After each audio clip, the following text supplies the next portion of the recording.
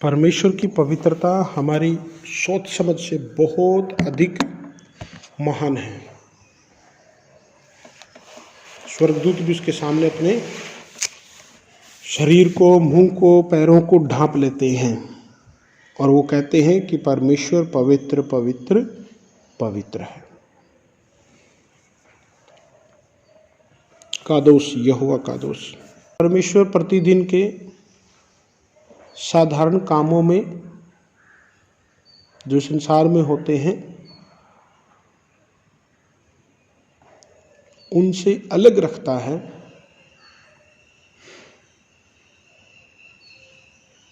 अपने आप को उनसे अलग रखता है इसलिए क्योंकि वो पवित्र है। जैसे पाप से, संसार की बातों से, ठीक है, पाप से और संसार की बातों से। हबक्कूक की किताब 1 अध्याय का 12-13 वचन पढ़ सकते हैं। हबक्कूक 1 अध्याय का 12 और 13 पढ़ो। हे मेरे प्रभु यहोवा, हे मेरे पवित्र परमेश्वर, क्या तू अनादिकाल से नहीं है? इस कारण हम लोग नहीं मरने के। हे यहोवा, तूने उनको न्याय करने के लिए ठहराया है। हे चट्टान, तूने उल्हाना देने के लिए उनको बैठाया है। तेरी आंखें ऐसी शुद्ध हैं कि तू बुराई को देख नहीं सकता और उत्पात को देखकर चुप नहीं रह सकता। बस हालेलुया। सो परमेश्वर क्या है? शुद्ध है, पवित्र है, वो अलग रहता है, ठीक है। इसलिए वो मनुष्यों से समय समय पर मिलने आता है। हाँ, वो सर्वशक्तिमान है, सर्वव्यापी है, सर्वज्ञानी है, सब कुछ जानता है, हर जगह विद्यमान है, उसके समझ से, ज्ञान से कुछ भी परे नहीं है। लेकिन वो अपनी पवित्रता में है, इसलिए वो इस अशुद्ध और पापी संसार से अलग रहता है। लेकिन फिर भी वो मनुष्य से कुछ बातों में, स्पेशल बातों में व्यवहार करता है। पवित्र बाइबल बताती है कि सबने पाप किया और परमेश्वर की महिमा से रहित हो गए हैं। मनुष्य उसकी पवित्रता का सामना नहीं कर सकता है, उसके सामने वो खड़ा नहीं रह सकता है। इसलिए यशाया ने जब देखा दर्शन 6 अध्याय में, यशाया 6 अध्याय में, तो उसने बोला कि अब मैं जीवित नहीं रहूँगा। मैंने महाराजाधिराज को सिंहासन पर बैठे हुए सेनाओं के यहोवा को देखा है जो पवित्र पवित्र पवित्र है। लेकिन जब स्वर्गदूत ने वेदी से आग उठा करके उसके होठों को शुद्ध किया, तब उसने तसल्ली दिया कि अब तेरे पाप क्षमा हो गए, अब तू प्रचार करेगा, अब तू सेवा करेगा। यूहन्ना का प्रकाशित वाक्य में, यूहन्ना जो यीशु मसीह का चेला था, उसको स्वर्ग में जो बुलाया गया तो लिखा है उसके पैरों पर मुर्दा सा गिर पड़ा, उसके पैरों पर मुर्दा सा गिर पड़ा। तो इसलिए जब हम उसकी आराधना में आते हैं, यदि हम उसकी पवित्रता को जानेंगे तो हम अपने आप को शून्य पाएंगे, ठीक है, हम अपने आप को शून्य पाते हैं। और वही परमेश्वर हमसे चाहता है कि इंसान अपनी असलियत समझे और इंसान परमेश्वर के स्वभाव को जाने। बहुत लोग इसलिए टूटते नहीं हैं क्योंकि वो परमेश्वर को नहीं जानते हैं, उसकी पवित्रता को, परमेश्वर के स्वभाव को नहीं पहचान पाते हैं, इसलिए पापों से अंगीकार नहीं करते, इसलिए वो परमेश्वर से बहुत दूर होते हैं। परमेश्वर ऐसे लोगों से नहीं मिलता है। प्रभु चाहता है उनको बदलना, प्रभु चाहता है उनके जीवन में चेंज लेकर के आना कि वो भी परमेश्वर को जाने, लेकिन वो खुद जानना नहीं चाहते, उस बात को वो स्वीकार नहीं करते। और जब तक उस बात को स्वीकार नहीं करेंगे तब तक वो प्रभु के नज़दीक नहीं आएंगे, ठीक है। तो इसलिए यदि हम लोग कुछ एक और वचनों को पढ़े, क्या लिखा है? तो जैसा तुम्हारा बुलाने वाला पवित्र है, वैसे ही तुम भी अपने सारे चाल चलन में पवित्र बनो। आगे लिखा है, पवित्र बनो क्योंकि मैं पवित्र हूँ। परमेश्वर चाहता है कि मैं पवित्र हूँ, इसलिए तुम भी पवित्र बनो। ये परमेश्वर की इच्छा है। तभी परमेश्वर हमसे मिल सकता है, तभी प्रभु हमसे प्रसन्न होगा। लेकिन वो इतना महान है कि अगर वो पापी व्यक्ति से भी मिले तो उसकी पवित्रता पे कोई असर नहीं पड़ता, क्योंकि वो दूसरे को पवित्र कर सकता है। उसकी पवित्रता इतनी महान है कि वो दूसरों को पवित्र कर सकता है। हालेलुया। सो इसलिए हमें परमेश्वर की आज्ञा है कि अपने चाल चलन में पवित्र बनो। तो परमेश्वर का वचन हमें बताता है कि मनुष्य से पुराना नियम के लोग भी, भविष्यवक्ता लोग भी और नया नियम भी, ये परमेश्वर का वचन भी हमें ये दर्शाता है कि मनुष्य को अपने आप को पवित्र करना है नैतिकता में, अपने आचरण में, अपने व्यवहार में। ठीक है, मनुष्य को अपने आप को पवित्र करना चाहिए, जैसा कि वचन बताता है, यहाँ लिखा जैसे चाल चलन में, नैतिकता में, अपने आचरण में, हर रोज की बातों में मनुष्य को अपनी नैतिकता में, पवित्रता में बढ़ना, आचरण में शुद्धता में बढ़ना चाहिए। परमेश्वर की इच्छा है मनुष्य के लिए। तो जैसे यहाँ पे लिखा 15 में, अपने चाल चलन में पवित्र बनो। और दूसरा कुरिन्थियों की पत्री पढ़ेंगे, 6 अध्याय, बहुत सारे वचन हैं लेकिन हम लोग कुछ ही पढ़ेंगे, बाकी आप लोग इसमें जोड़ते रहें। बाद में जब स्टडी करते हो, इसको पढ़ते हो, अकेले में मनन करोगे।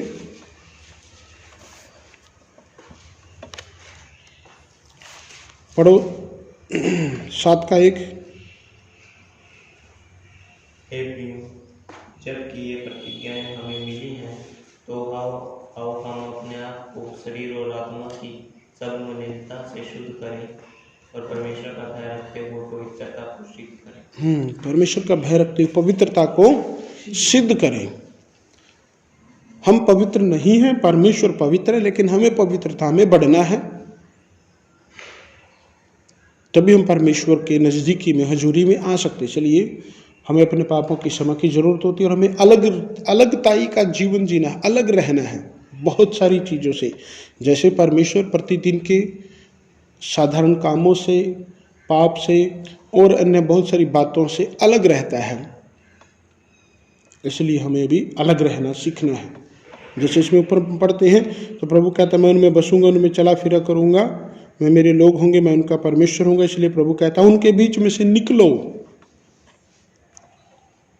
ये परमेश्वर की हमें पवित्र होने के लिए बुलाहट है परमेश्वर की तरफ से कि उनके बीच में से निकलो और अलग रहो। अशुद्ध वस्तु को मत छुओ, तो मैं तुम्हें ग्रहण करूंगा। ठीक है, तो ये पवित्रता के लिए बुलाहट है, शुद्धता के लिए बुलाहट है। यदि हम शुद्ध नहीं होते, पवित्र नहीं होते, परमेश्वर के लिए ये इच्छा नहीं रखते, तो हम लोग परमेश्वर की में नहीं बढ़ पाएंगे। 18 वचन कहता है, मैं तुम्हारा पिता हूँगा, तुम मेरे बेटे बेटियां होंगे। यह सर्वशक्तिमान प्रभु परमेश्वर का वचन है। जब अलग अलग होंगे, जब शुद्धता में बढ़ेंगे, तब ही तो हम लोग परमेश्वर के बेटे बेटियां हो जाएंगे, तभी हम परमेश्वर के नज़दीक हजूरी में बढ़ेंगे। इजराइल के बारे में यदि हम लोग देखें, कि पुराना नियम इजराइल का इतिहास को भी दर्शाता है, तो वहाँ पर भी प्रभु जो है लय व्यवस्था की किताब उसके 11 अध्याय में हम पढ़ेंगे 44 वचन से लेकर के 45 तक।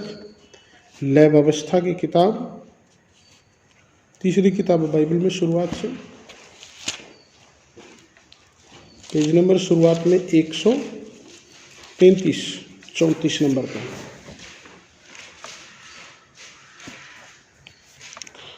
ग्यारह 44 और 45 वचन पढ़िए।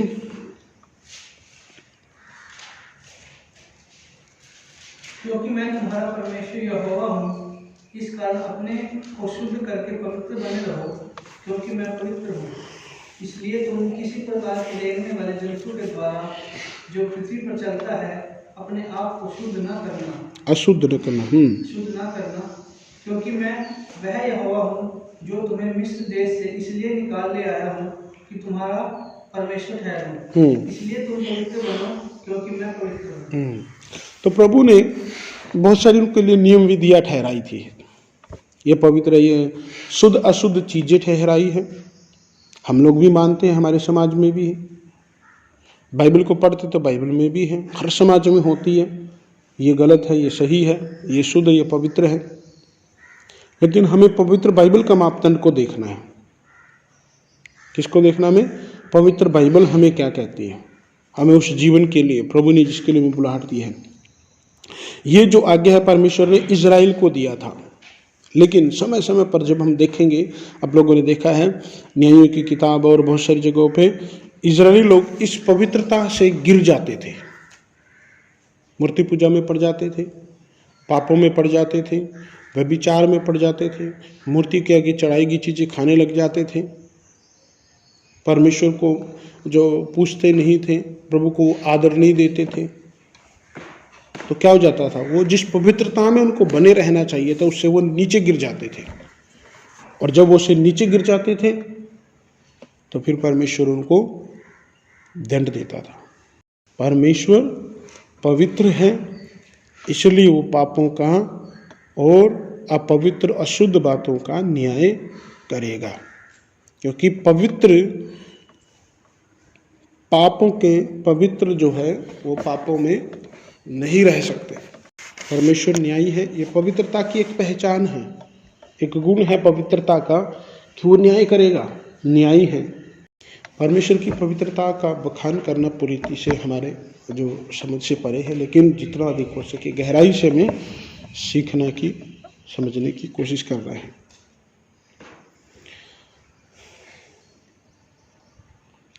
सो हमारी पवित्रता नैतिकता के आधार पर इन सब बातों पर हमें अलग करती हैं। सो हम लोग जब आगे पढ़ते हैं, हम लोग पवित्र कैसे हो सकते हैं? पढ़िए एक वचन,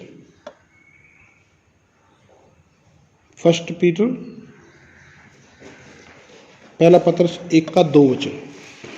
और परमेश्वर पिता के भविष्य ज्ञान के अनुसार आत्मा के पवित्र करने के द्वारा आज्ञा मानने और यीशु मसीह के लहू के छिड़के जाने के लिए चुने गए हैं, तुम्हें अनुग्रह और शांति बहुत है। आमीन, हालेलुया।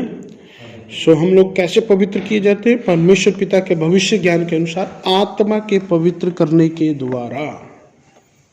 पवित्र आत्मा हमें पापों के प्रति कायल करता है और पवित्र जीवन जीने के लिए उत्साहित करता है, अगुवाई देता है, सिखाता है।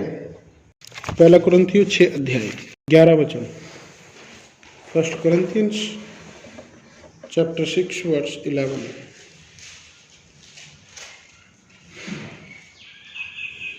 पढ़ो। और तुम में से कितने ऐसे ही थे, परंतु तुम यीशु मसीह के नाम से और हमारे परमेश्वर की आत्मा से धोए गए और पवित्र हुए और धर्मी ठहरे।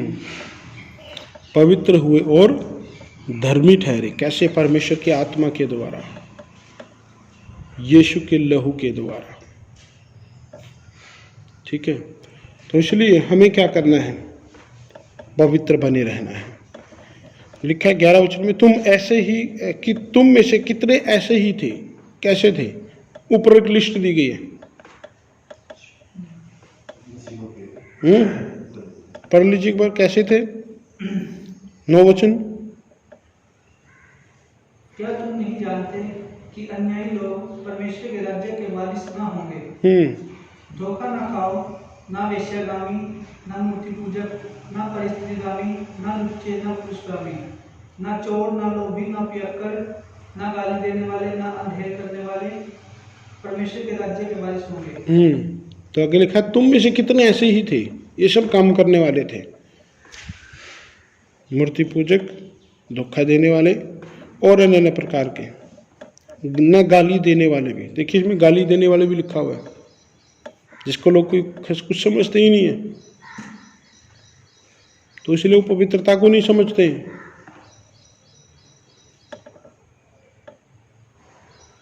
और बड़ी बड़ी बातें लोग जो करते हैं, और बहुत सारी ऐसी बातें उनके जीवनों में, न चोर, न लोभी, न पियक्कड़, न गाली देने वाले, न अंधेर करने वाले परमेश्वर के राज्य के वारिस होंगे।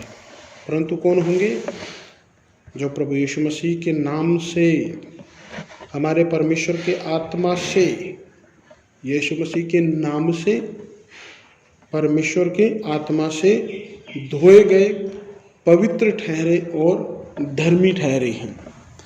इसलिए पवित्रता हमें परमेश्वर की ओर से दी जाती है, पवित्रता की छाप हमें दी जाती है।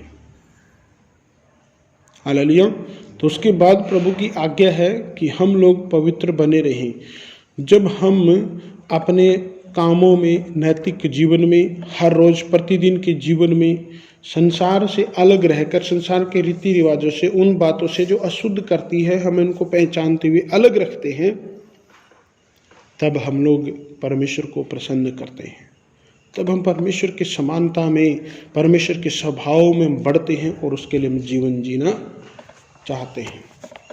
तब परमेश्वर जो संसार और संसार की चीजों से, साधारण बातों से अलग रहता है, तब उस परमेश्वर के हम नजदीकी में रहते हैं। तब उस परमेश्वर का काम हम अपने जीवन में देख पाते हैं। तब हम उस परमेश्वर की हजूरी में बढ़ पाएंगे। तो इसलिए पवित्रता परमेश्वर बहुत अधिक पसंद करता है। यदि पुराने नियम को बड़े गौर से, ध्यान से पढ़ेंगे, व्यवस्थाओं को, लय व्यवस्था को, तो किसी भी अशुद्ध चीज को छूने से भी एक व्यक्ति अशुद्ध हो जाता था।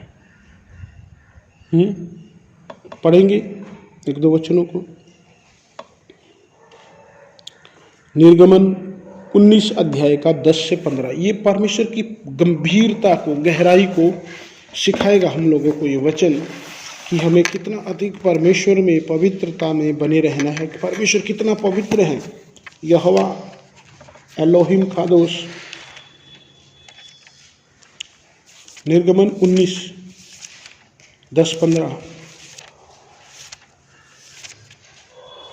10 से 15 पढ़िए। तब यहोवा ने मूसा से कहा, लोगों के पास जा और उन्हें आज और कल पवित्र करना, और वे अपने वस्त्र धो लें, तीसरे दिन तक तैयार हो जाएं, क्योंकि तीसरे दिन यहोवा सब लोगों के देखते सीने पर्वत पर उतर आएगा। और तुम लोगों के लिए चारों ओर बाड़ा बांध देना, उनसे कहना, तुम सचेत रहो कि पर्वत पर न चढ़ो, उसकी महिमा, उसकी सीमा को भी न छुओ। जो कोई पहाड़ को छुए वह निश्चय मार डाला जाएगा। उसको कोई हाथ से न छुए, और जो छुए उस पर पथराव किया जाएगा, या उसे तीर से छेदा जाएगा। चाहे पशु हो चाहे मनुष्य, वह जीवित न बचे। जब महाशब्द वाले नरसिंगे का शब्द देर तक सुनाई दी, तब लोग पर्वत के पास आए। तो मूसा ने पर्वत पर से उतरकर लोगों के पास आकर उनको पवित्र कराया, और उन्होंने अपने वस्त्र धो लिए, और उसने लोगों से कहा, तीसरे दिन तक तैयार हो जाओ, स्त्री के पास न जाओ। बस समझ में आया कितनी गंभीरता है परमेश्वर की पवित्रता में। व्यवस्था यही दिखाती है। हम लोग आज देखिए और इजरायलियों में देखिए, परमेश्वर उनको ये बता रहा था कि मैं कितना पवित्र हूं, और तुम्हें कितनी गंभीरता रखना अपने जीवन में पवित्र रहने के लिए। जिस पहाड़ पर परमेश्वर उतर रहा है, उस पहाड़ को भी वो छू नहीं सकते हैं। पशु भी नहीं छू सकता उसको कोई। उसको क्या करना है? मार देना, खत्म कर देना है। तो मतलब जो पवित्र परमेश्वर के अशुद्ध कोई चीजें या फिर उसकी आज्ञा को कोई तोड़ेगा, तो वो क्या हो जाएगा? खत्म है उसको। तो अशुद्ध चीजों को नहीं छूना। अपने ये प्रभु यहाँ पर इनको कह रहा है कि पवित्रता के लिए अपने आप को तैयार करना है। 3 दिन तक वस्त्र धोने हैं, नहाना है, अलग रहना है। ये आज्ञा प्रभु ने मूसा को सीने पहाड़ पर दिया, और उसने आकर के लोगों को बताया। लय व्यवस्था 11 अध्याय।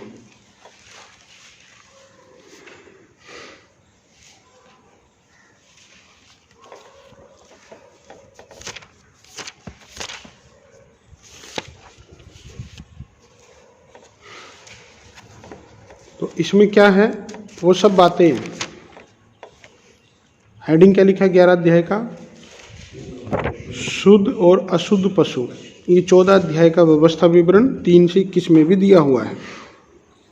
तो परमेश्वर इसलिए उनको बताता है कि ये सब चीज़ें से तुम्हें अलग रहना है, ये गंभीरता को दर्शाता है, ताकि उनका माइंड सूअर खाने के लिए इनको आज्ञा नहीं था, कौवे के लिए आज्ञा नहीं था, और अन्य प्रकार के जो खुर जिनके होते फटे नहीं हैं, जैसे ऊँट का खुर है फटा नहीं होता है, सूअर के खुर तो फटे होते हैं लेकिन वो जुगाड़ी नहीं करता है, तो उनको खाना नहीं है, उनकी कुछ पहचान होती थी।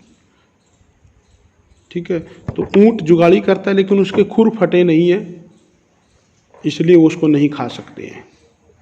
तो बाद में पाया गया मेडिकल रीति से कि इनमें कुछ अलग अलग प्रकार की बातें होती हैं इनके मांस में, लेकिन वो एक अलग बात है। परमेश्वर ने क्यों इन लोगों को ये सब कुछ ऐसे दिया?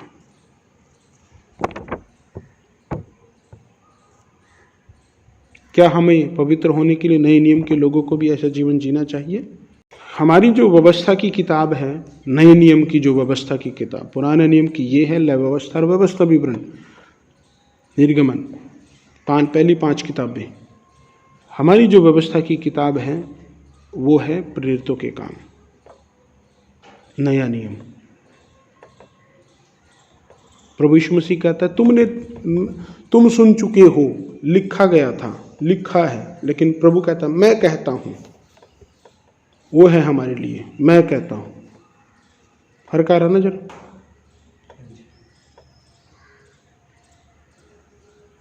कि तुम सुन चुके हो लेकिन अब मैं तुमसे ये कहता हूं। तो वहां पर क्या हो रहा है? चेंज हो रहा है, व्यवस्था चेंज हो रही है। और एक जगह व्यवस्था चेंज हुई इन चीजों के लिए, कहां पे? प्रेरितों के काम 10 अध्याय में। आप लोगों ने पढ़ा हुआ वो प्रेरितों के काम 10 अध्याय में क्या?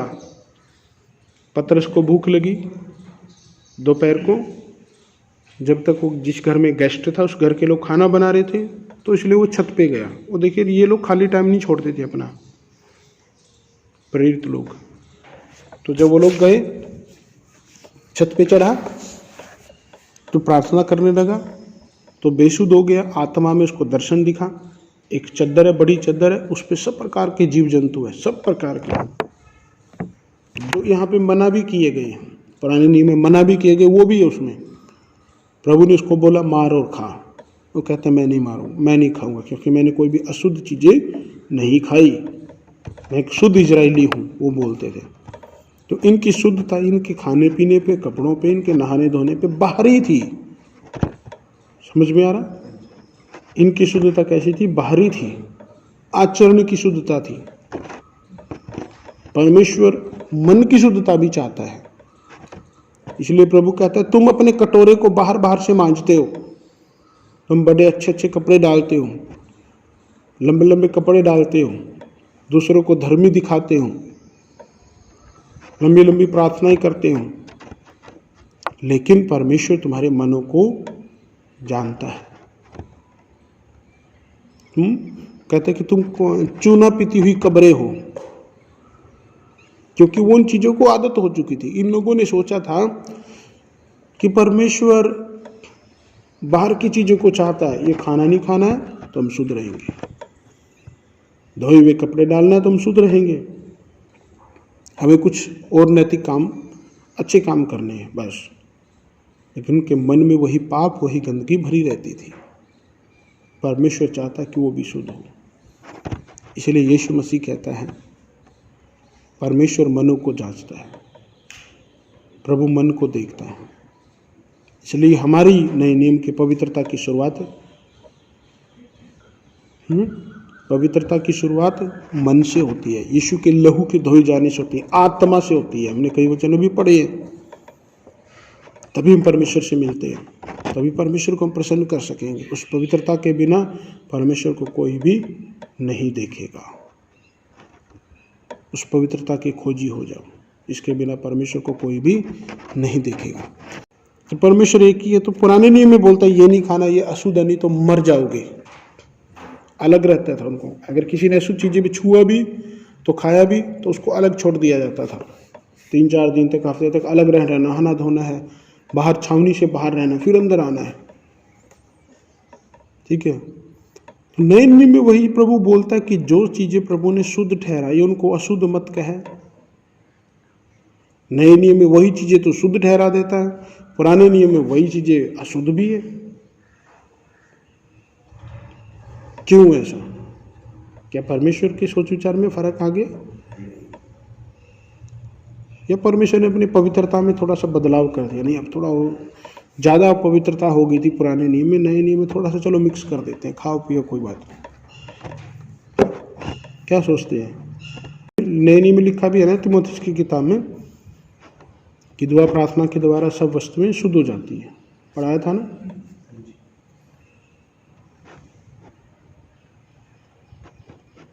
तीमुथियुस में लिखा हुआ है। क्यों परमेश्वर पुराने नियम में उन्हीं चीज़ों को मना करता है इतनी सख्त से, और ऐसा है कि उनको सजा भी है। अशुद्ध हो गया तो बलिदान चढ़ाना शुद्धता के लिए, लहू बहाना है, क्षमा मांगना है। क्या परमेश्वर ने अपनी पवित्रता में समझौता कर लिया?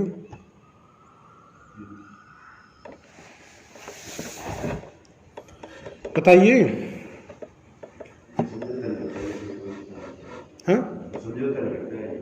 हाँ ठीक है, समझौता नहीं करता है। परमेश्वर की पवित्रता ना घटी है ना बढ़ी है, पुराने नियम में भी वही है, नए नियम में भी वही है। तो फिर ये क्यों है? ठीक है, देखिए उत्पत्ति की किताब में जब पढ़ेंगे तो सब कुछ परमेश्वर ने बनाया। प्रभु ने क्या कहा? अच्छा है। कोई भी चीजें अशुद्ध नहीं थी, लगभग सब शुद्ध थी। पाप आया तो शुद्ध और अशुद्धता आ गई। नंबर 1 पाप के कारण। दूसरी बात, परमेश्वर सर्वशक्तिमान सर्व अधिकार संपन्न है। वो जिसको शुद्ध ठहराए तो वो शुद्ध है, जिसको अशुद्ध ठहराए तो अशुद्ध है, क्योंकि वही तो सब कुछ है।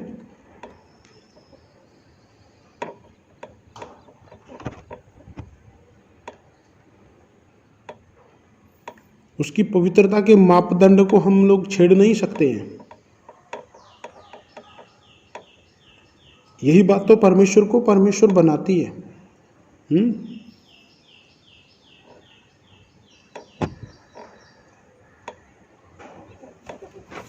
उदाहरण के लिए प्रभु यीशु मसीह कहते हैं, वो लोग बोलते हैं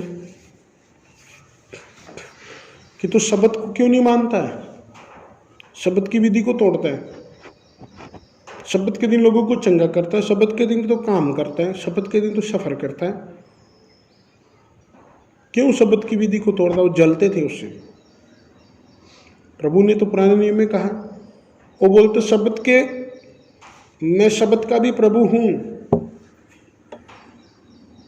तो वो शब्द उसके लिए लागू नहीं होता है।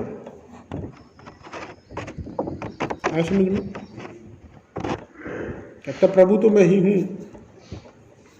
सरकारें कई बार क्या करती है, मंत्री लोग रजिस्ट्रियां बंद कर रखी है, बंद कर रखा है, अपने लिए खोल लेंगे, जब अपना काम करना होगा खोल लिए, चलो भी एक दिन के लिए खोल दिया रजिस्ट्री, अपने कराया पहले काम, अगले दिन से बंद है। कोई क्या करेगा? क्यों? क्योंकि उनके पास पावर अधिकार है। परमेश्वर तो ऐसा नहीं करता। लेकिन नए नियम में परमेश्वर, पुराने नियम में परमेश्वर ने गंभीरता को दर्शाया। परमेश्वर के साथ में पवित्रता में चलना एक गंभीर बात है। परमेश्वर चाहता था इजराइल से कि मैं पवित्र हूँ, हे इजराइल तू भी पवित्र बन। आज भी परमेश्वर कलीसिया से, विश्वासियों से चाहता है कि मैं पवित्र हूँ, तुम भी पवित्र बनो। खाना पीना कोई मायने नहीं रखता, पवित्रता में स्वभाव जीवन मायने रखता है। जो लोग बोलते हैं लहसुन प्याज खाने से पवित्र नहीं, छोड़ देना चाहिए, पवित्र बनते हैं, पता नहीं किस आधार पे बोलते हैं। क्या पाप खत्म हो जाता है? क्या उनकी गालियां बंद हो जाती है? क्या उनकी अशुद्धता कम हो जाती है? क्या वो शुद्ध हो जाते हैं? फिर क्या जो मीट खाने वाले, क्या वो नहीं, अगर छोड़ देते हैं तो क्या वो पवित्र हो जाते हैं? या नहीं खाने वाला, अगर पवित्र नहीं खाने वाला भला ही काम करता है, अच्छा जीवन जीता है, खाने वाला व्यक्ति, तो क्या वो अपवित्र माना जाएगा? ये ऐसी कुछ बातें हैं जो हम लोगों को इन पर मनन करना, सोच विचार करना है। तो पवित्रता किससे जुड़ा है? हमारी जुबान से, हमारे कर्मों से, ना कि खाने पीने से। मरकुस का सुसमाचार पढ़िए, यही तो प्रभु यीशु मसीह कहता है। उससे में यही बात पतरस को भी प्रभु ने प्रेरितों के काम में पढ़ी। मरकुस 7 अध्याय 14 वचन से 7 का। तब उसने लोगों को अपने पास बुलाकर उनसे कहा, तुम सब मेरी सुनो और समझो। ऐसी कोई वस्तु नहीं जो मनुष्य से बाहर से समाकर उसे अशुद्ध करे, परंतु जो वस्तु मनुष्य के भीतर से निकलती है वही उसे अशुद्ध करती है। जो मनुष्य के भीतर से निकलती है, मन से निकलती है, उसको अशुद्ध करती है। पढ़ो। यदि किसी के सुनने के कान हो तो सुन ले। जब वह पेड़ के पास आया, घर में गया, तो उसके चेलों ने इस दृष्टांत के विषय में उनसे पूछा। उसने उससे कहा, क्या तुम भी ऐसे नासमझ हो? क्या तुम नहीं समझते कि जो वस्तु बाहर से मनुष्य के भीतर जाती है वह उसे अशुद्ध नहीं कर सकती, क्योंकि वह उसके मन में नहीं परंतु पेट में जाती है और सांस से निकल जाती है। यह कहकर उसने सब भोजन वस्तु को शुद्ध ठहराया। फिर उसने कहा, जो मनुष्य में से निकलता है वही मनुष्य को शुद्ध करता है, क्योंकि भीतर से अर्थात मनुष्य के मन से बुरे बुरे विचार, व्यभिचार, चोरी, हत्या, परिस्त्रीगमन, लोभ, दुष्टता, छल, लुचपन, कुदृष्टि, निंदा, अभिमान, मूर्खता निकलती है। ये सब बुरी बातें भीतर ही से निकलती हैं और मनुष्य को अशुद्ध करती हैं। ये सब बातें मनुष्य के भीतर से निकलती है और मनुष्य को अशुद्ध करती है। ठीक है, समझ में आया कुछ पुराने नियम नए नियम का अंतर? तो परमेश्वर क्या चाहता है? मन की शुद्धता, हमारे कर्मों की पवित्रता, मन फिराओ, पश्चाताप, वो जीवन चाहता है परमेश्वर, जो परमेश्वर को प्रसन्न करे। हम लोग हमारी जुबान की गंदी गालियां, गंदी बातें, बुरी आदतें, बुरे बुरे विचार, कुदृष्टि, निंदा, ये सब बातें क्या करती है? मनुष्य को अशुद्ध करती है। इन वचनों को बार बार पढ़े। कुछ डिफरेंस समझ में आया पुराने नियम और नए नियम में? जवाब दे सकते हैं कोई इन बातों को करता है तो, इसलिए हमें समझना है।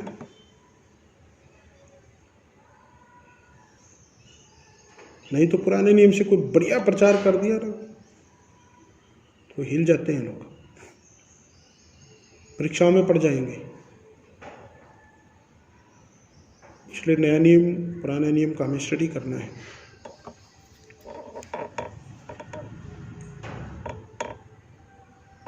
ठीक है, तो पवित्रता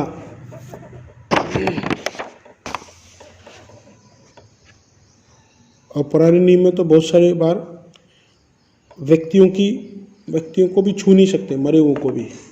नाजीरों को बोला गया था, शिमशोन को बोला गया था, किसी भी मृतक को नहीं छूना है, किसी भी चीज़ को, क्योंकि उसके लिए व्यवस्था थी। जैसे प्रभु ने हमें संसार से अलग किया, कोरिन्थियों पढ़ते, संसार से, अन्य जातियों से, सब बातों से उनसे अलग रहो, वो हमारे लिए शुद्धता है।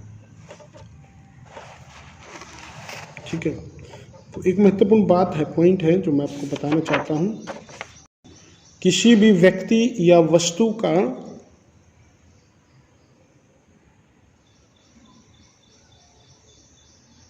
परमेश्वर से संबंध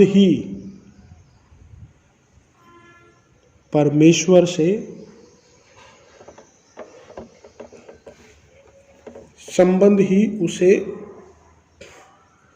पवित्र या अपवित्र होने को निर्धारित करता है।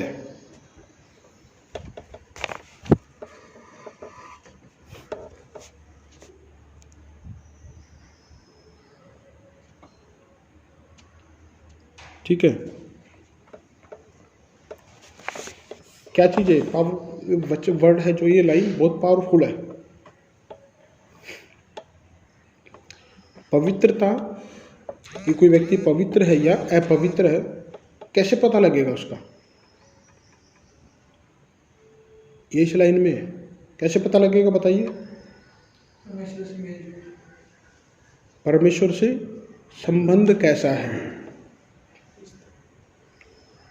अब कोई व्यक्ति बोले मैं परमेश्वर से मिला हूँ, मैं प्रभु से प्रेयर करता हूँ, प्रभु से प्रेम करता हूँ, मैं उसकी आराधना करता हूँ, अगर उसके कर्म अलग दिखे संसारिकता के, पाप के, तो वो व्यक्ति झूठा है, परमेश्वर को नहीं जानता, पवित्र परमेश्वर को नहीं जानता। ठीक है। और यदि कोई व्यक्ति पवित्र है तो वो परमेश्वर की बातों को, परमेश्वर के कामों को, उसको प्रसन्न करने के लिए जीगा, क्योंकि उसके अंदर पवित्र आत्मा है जो उसको पवित्र करता है। पवित्र आत्मा जो उसको पवित्र जीवन जीने के लिए अगुवाई देता है, कायल करता है। उसके अंदर परमेश्वर का वचन भी है जो पवित्र है, जो उसको पवित्रता और अपवित्रता, अशुद्धता के भेद को बताएगा और वह वैसा जिएगा।